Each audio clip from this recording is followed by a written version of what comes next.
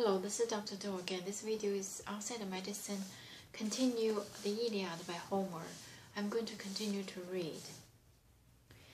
And the hounds cringe and bolt and scatter left and right. And so the children kept on pressing, squad on squad, stabbing away with swords and two-edged spears, till the two called Ajax wheeled against them hard to make a stand. And they turned white, none had nerve to charge forth now and fight it out for the corpse.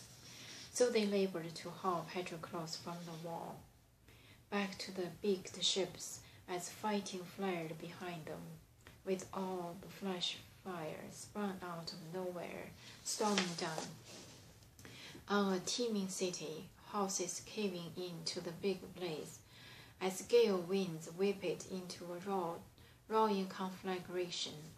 So rose the relentless din of horse and fighting man, breaking against them now as they struggled back to shore, dead set as mules who put their backs in the labor, dragging down from the cliffs along the stony trail some roof beam or heavy ship timber, slogging on till they nearly burst their hearts with sweat and labor. So they strained to carry off the corpse. Right behind them, the two Aeetes held the children off as a wounded rocky ridge stretched out across an entire plain horseback of flood, fighting off the killer tides of the mountain rivers, beating them all back to swamp, the lowland floods. None of their pounding waves can make a breakthrough. So the two Aeetes kept on beating the children off, but on they came, assaulting the rear, two in the lead. Aeneas, the son of Anchises, flanking glorious Hector, flying before them now like clouds of crows or starling, streaming murder, seeing a falcon dive in for the kill, the hawk that wings grim death at smaller birds. So pursued by Aeneas and Hector, Argive fighters raced, streaming death cries, last for battle lost, and the masses of fine armor littered both sides of the trench, as the Argive fled in fear. No halt in the fighting, not now. Book 18. The Shield of Achilles. So the man fought on like a mass of whirling fire. As swift Antilochus raised the message toward Achilles, sheltered under his curving, beaking ship, he found him, foreboding deep down all that had come to pass. Agonizing now, he probed his own great heart. Why, our long-haired Achaeans routed again, driven in terror off the plain to crowd the ships, but why? Dear gods, don't bring to pass the grief that haunts my heart, the prophecy that mother revealed to me one time. She said, the best of the Myrmidons while I lived would fall at children's hands and live the light of day, and now he's dead. I know it. Menoetius' gallant son, my headstrong friend, and I told Patroclus clearly, once you have beaten off the lethal fire, quick, come back to the ship, you must not battle Hector. As such fears went churning through his mind, the warlord Nestor's son drew near him now, streaming warm tears, to give the dreaded message.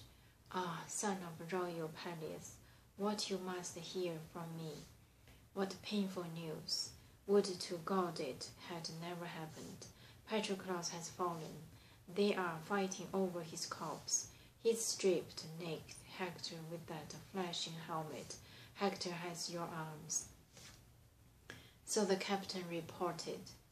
A black cloud of grief came shrouding over Achilles. Both hands, clawing the ground for soot and filth, he poured it over his head, fouled his handsome face, and black ashes settled onto his fresh, clean war shirts. Overpowered in all his power, sprawling in the dust, Achilles lay there, fallen, tearing his hair, tearing his hair, dividing it with his own hands. And the woman he and Patroclus carried off as captive caught the grief in their hearts and keened and wailed. Out of the tents they ran to wring the great Achilles. All of them beat their breasts. With clenched fists, sank to the ground. Each woman's knees gave away. Antilochus, kneeling near, weeping uncontrollably, clutched Achilles' hands as he wept his ground heart out, for fear he would slash his throat with an iron blade. Achilles suddenly loosed a terrible, wrenching cry, and his noble mother heard him. Seated near her father, the old man of the sea in the salt green depths, and she cried out in turn. And the immortal sea nymphs gathered around their sister, all the Nereids dwelling down the sounding depths. They will come rushing up, glitter, blossoming spray and the swell's embrace, fair isle and sheldy Gavin, mist and spindrift, ocean nymphs of the glances pulling deep and dark, wreathed with the waves and headland hope and safe herald, glimmer of honey, suave and soothing, whirlpool brilliance, bounty and the first light and speed of ships and buoyant power, welcome home and bearer of medals and master of lovely consort.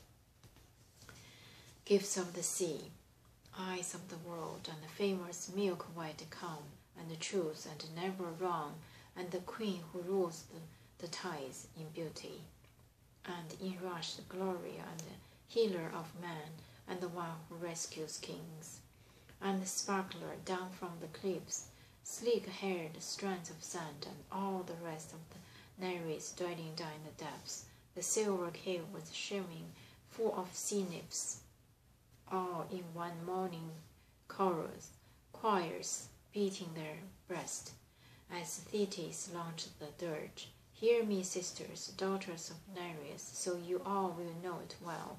Listen to all the sorrows welling in my heart. I am Agni, mother of grief and greenness, O my child. Yes, I gave birth to a flawless, mighty son, the splendor of heroes, and he shot up like a young branch. Like a fine tree I reared him, the archer's crowning glory, but only to send him off in the beaked ship to Troy, to battle Trojans. Never again will I embrace him, striding home through the doors of Peleus' house, and long as I have him with me.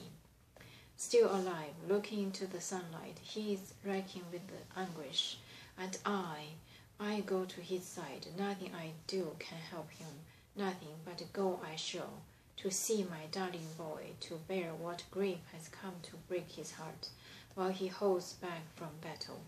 I'm going to close and stop here today and continue next time. Thank you for watching.